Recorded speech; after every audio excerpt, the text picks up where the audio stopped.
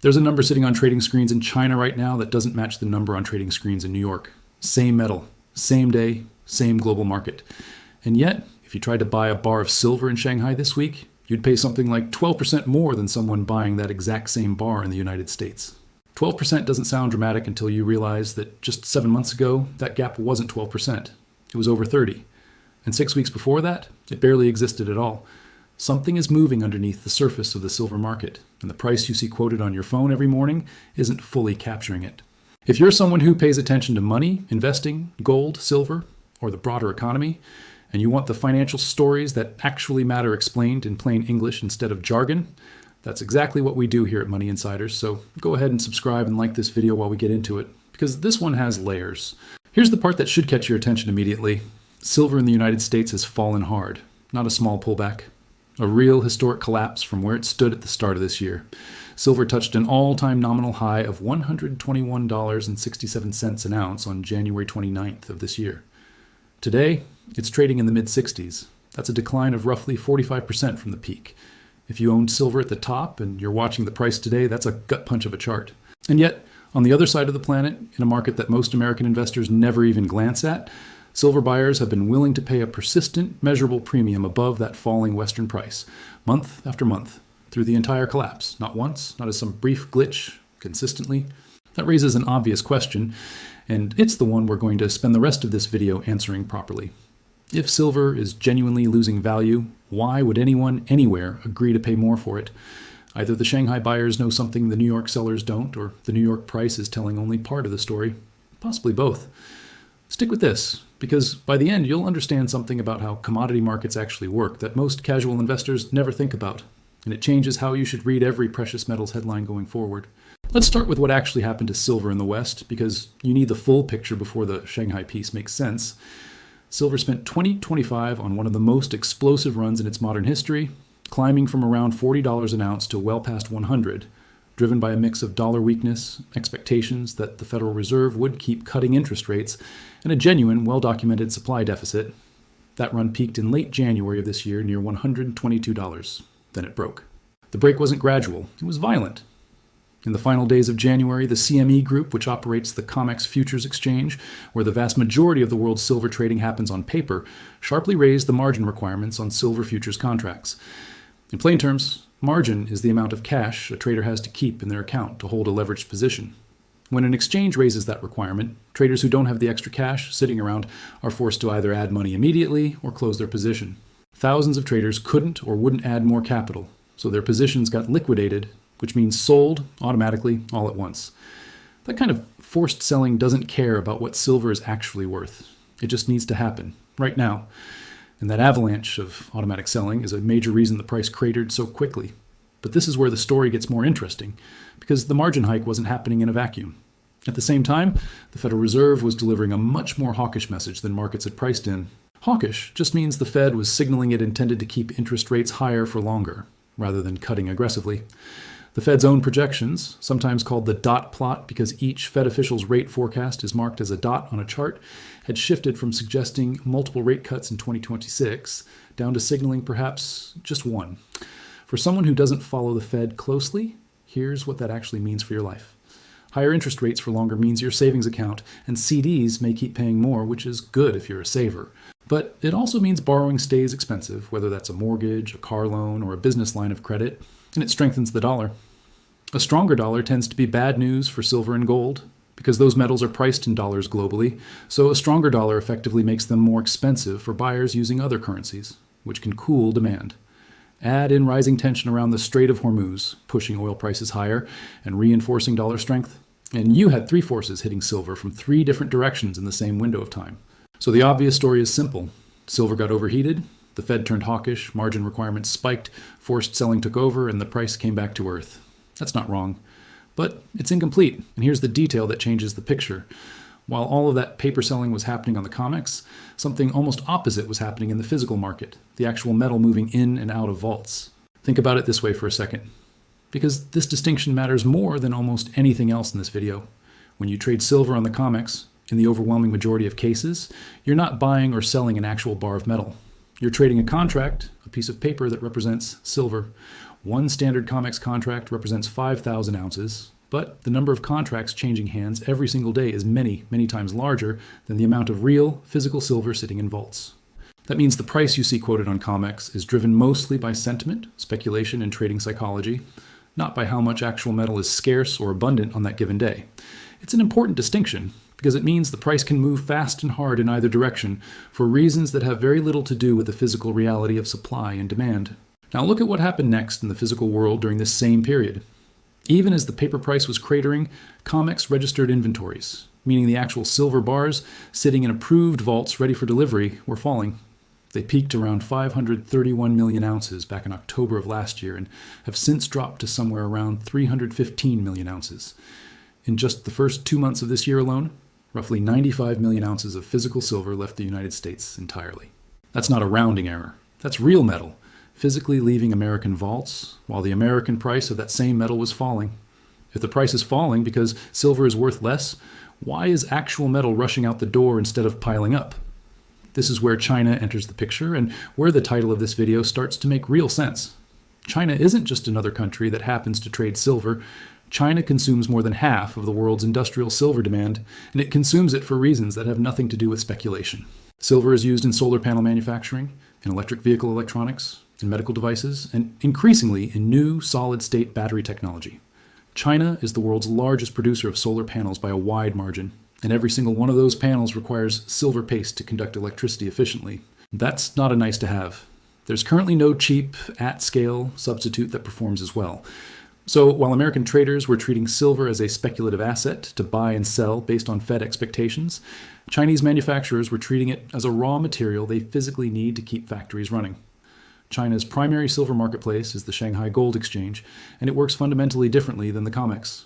Contracts on the Shanghai Gold Exchange, particularly the physical spot contract known as ADG T plus D, are built around actual delivery. When someone buys silver there, in large part, they're buying real metal that has to show up. That single structural difference is a big part of why the Shanghai price can diverge so sharply from the COMEX price during moments of stress. Shanghai reflects what buyers are willing to pay for silver they can actually hold. COMEX often reflects what traders are willing to bet on where the price is headed next. Here's the number that should stop you for a second. On February 2nd of this year, right in the middle of the COMEX crash, the premium for silver on the Shanghai Gold Exchange over the COMEX price hit 34.3%. Shanghai Silver was trading near $105 an ounce, while COMEX silver had already fallen to around $78. That's not a small pricing quirk. That's a nearly $27 gap on a single ounce of the same physical element on the same day in the same global market. Some analysts at the time described it as a shock premium, warning that it could pull physical silver out of Western vaults and toward China at a pace that would strain the entire system. And that's exactly what the data suggests happened, at least in part.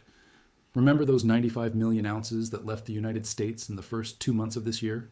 That kind of gap between Shanghai and COMEX creates a textbook arbitrage opportunity, meaning traders can, in theory, buy silver where it's cheap and sell it where it's expensive to pocket the difference. The cost of shipping and insuring bulk silver by air freight to China runs around $2 an ounce. When the premium is $20, $30, even $40 an ounce after accounting for China's 13% value-added tax on imported silver, that arbitrage becomes extremely attractive and metal starts to physically move east. But here's a detail that most headlines about this story tend to skip over, and it deserves a closer look because it complicates the simple narrative. If arbitrage were frictionless, and if silver could move instantly and freely between these two markets, the price gap should collapse almost immediately as traders exploit it. It hasn't. As of this week, the Shanghai premium still sits around 12 to 13%, well down from that February peak, but still real, still persistent, still meaningfully above zero months after the initial shock. That tells you the arbitrage isn't clean or effortless. Shipping bulk silver internationally takes time. Refining and assay requirements differ between markets. China's own import regulations and VAT structure create additional friction. Storage and insurance logistics aren't instantaneous. And crucially, once silver crosses into Chinese vaults and gets consumed by a solar panel factory or an electronics manufacturer, it doesn't come back. It's gone from the tradable global pool permanently, turned into a physical product. That one-way consumption is a structural reason the premium can persist, even when the incentive to arbitrage it away is obvious on paper. There's another side to this that often gets overlooked, and it helps explain why the Shanghai premium isn't some brand new phenomenon that appeared out of nowhere this year. Silver has a long history of behaving strangely whenever a large chunk of the physical market gets squeezed. Go back to 1980. Silver spiked toward roughly $50 an ounce, driven by the Hunt brothers attempting to corner a meaningful share of the world's available silver supply. It happened again in 2011, when silver approached nearly $49 an ounce amid a wave of investment demand following the financial crisis. Both times, exchanges responded the same way they did this past January. They raised margin requirements sharply, which made it more expensive to hold leveraged positions, and both times, the paper price came crashing back down hard and fast. What's notable is that in neither of those earlier episodes did the underlying physical tightness disappear overnight just because the futures price fell. The metal itself didn't get less scarce the moment the leverage got flushed out of the system. If you adjust that 1980 peak for inflation, some estimates put the equivalent value today somewhere near $200 an ounce, which is part of why you'll occasionally hear ambitious long-term price targets thrown around online. Whether silver ever approaches numbers like that again is genuinely unknowable, and anyone promising you a guaranteed outcome is selling you certainty the market has never actually provided. There's also a quieter number worth understanding here, because it's one professional traders watch closely and casual investors almost never hear about: the gold to silver ratio. It's simply how many ounces of silver it takes to buy 1 ounce of gold at current prices. Right now, with gold trading near $4,400 an ounce and silver in the mid-60s, that ratio sits around 66 to 1. Historically, that ratio has swung anywhere from roughly 15 to 1 during silver's most euphoric moments, up to nearly 100 to 1 when silver has been deeply out of favor relative to gold. A ratio in the mid-60s doesn't scream extreme in either direction, but it does tell you silver has underperformed gold noticeably since the crash, even though silver is the metal with the tighter physical deficit and the stronger industrial growth story tied to solar and electric vehicles. That divergence between the two metals is itself a small mystery worth watching. Because historically, when silver lags gold by a wide margin for an extended stretch, it has sometimes set up periods where silver plays catch-up rapidly once sentiment shifts. Sometimes, not always. And nobody can tell you in advance which time will be which. Now here's a detail that changes how you should think about this even further, because it's the kind of thing that gets lost in the noise.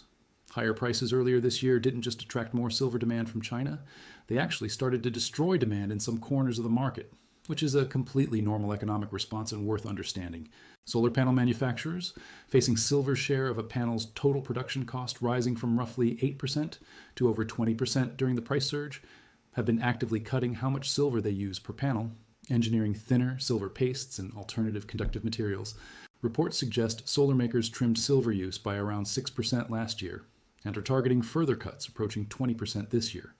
Jewelry demand and silverware demand, which are far more price-sensitive than industrial demand, have reportedly fallen to multi-year lows as consumers simply buy less at elevated prices. That's the market doing exactly what basic economics would predict.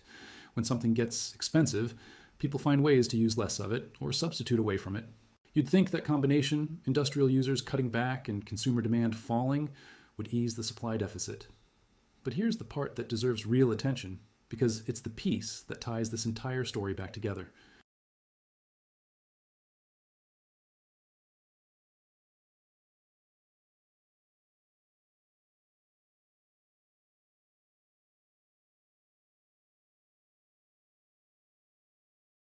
In London, the vaults that store silver available for truly immediate delivery, as opposed to metal that's technically owned but tied up elsewhere, fell to a record low of around 17% of total vault stock back in September of last year. And while that share has recovered somewhat since, industry analysts describe the recovery as real but fragile. In other words, even after a historic price crash, even after demand destruction in jewelry and solar, even after a violent 45% decline from the highs, the underlying physical scarcity that started this entire rally in the first place hasn't actually gone away. It's just been temporarily masked by a wave of paper selling.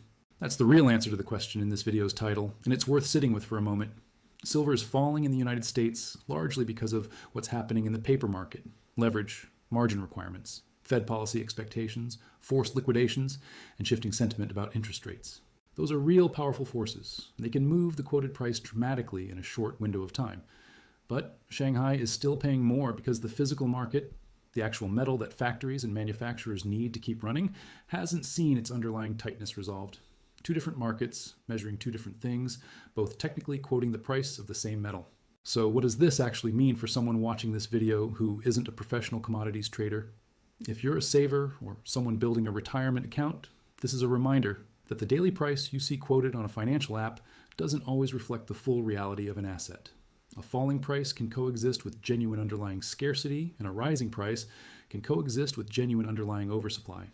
Headlines that only show you the COMEX number are giving you half a picture.